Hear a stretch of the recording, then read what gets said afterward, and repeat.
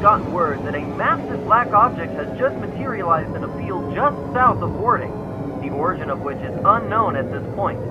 Eyewitnesses report feeling extreme fear or agony upon viewing the object, which is currently emitting a loud, blaring noise and...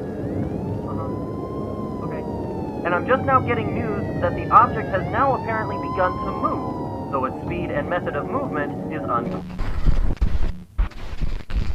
Warding officials urge all civilians to stay indoors and out of view of the object, which is now emitting some sort of light around itself.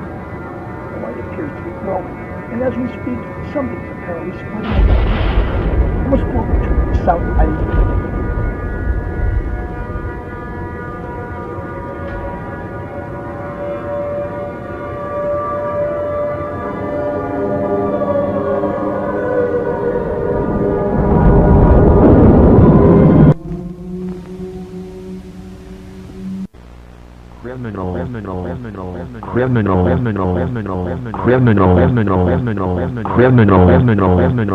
Criminal.